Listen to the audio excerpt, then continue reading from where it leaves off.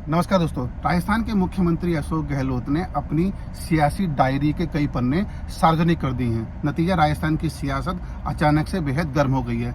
मुख्यमंत्री अशोक गहलोत ने 2 बड़े बयान दिए, जो बयान काफ़ी महत्वपूर्ण हैं। मुख्यमंत्री अशोक गहलोत ने कहा कि मेरी सरकार को गिराने के लिए कांग्रेस के जिन विधायकों को भाजपा ने 10 से 20 करोड़ रुपए दिए थे, विधायक उन पैसों को बीजेपी को लौटा दें, और अगर विधायकों ने ये पैसे खर्च कर दिए हैं तो वे पैसे देने को तैयार हैं, लेकिन हमको ये पैसे बीजेपी को वापस लौटा देने चाहिए। अगर हमने ये पैसे नहीं लौटाए तो सरकार को गिराने में बीजेपी फिर साजिश रचेगी और जिसका नुकसान कांग्रेस को बड़े स्तर पर होगा। गहलोत ये कह रहे हैं कि मैं पैसे देने को तैयार हूँ। साफ है कि दिसंबर तक राजस्थान की राजनीति कहाँ जाने वाली है। उन्होंने एक दूसरा और महत्वपूर्ण बयान दिया और कुछ पुराने सियासी किस्सों को सामने रखा। मुख्यमंत्री अशोक गहलोत ने कहा कि जब राजस्थान के मुख्यमंत्री भैरव सिंह शेखावत विदेश में अपना इलाज कराने के लिए गए थे तो उनकी सरकार को गिराने की साजिश हुई थी और कुछ विधायक मेरे पास आए थे, लेकिन मैंने विधायकों को मना कर दिया और कहा कि जब हम मुख्यमंत्री विदेश में अपना इलाज करा रहे हैं, ऐसे में सरकार को गिराना नैतिकता के खिलाफ है।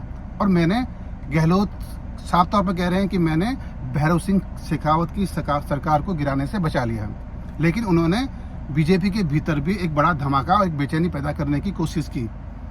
गहलोत ने कहा कि जब मेरी सरकार को गिराने की साजिश हुई थी, कांग्रेस के विधायक मानेसर चले गए थे, तो उस वक्त वसुंधरा राजे ने मेरी सरकार को बचाने की कोशिश की और बचाया। साफ है कि वसुंधरा राजे की तारीफ करके गहलोत वसुंधरा राजे को भाजपा आलाकमान से दूर करना चाहते हैं, ताकि उसका फायदा उनको सीधे तौर पर विधानसभा चुनाव में मिले, क्योंकि वे जानते हैं कि पायलट का जो असर उनके पार्टी के भीतर है और चुनाव में पायलट की वजह से जो उनको नुकसान होगा, वसुंधरा राजे की तारीफ करके वे एक अपने लिए एक नई जमीन तलाश कर सकते हैं। और अगर वसुंधरा की तारीफ करने से आलाकमान वसुंधरा से दूर होता है, तो ऐसे में अगर वसुंधरा राजे कोई फैसला लेती हैं, कोई बड़ा फैसला लेती हैं, तो उसका सीधा फायदा कांग्रेस की सरकार को होगा, गहलोत को होगा।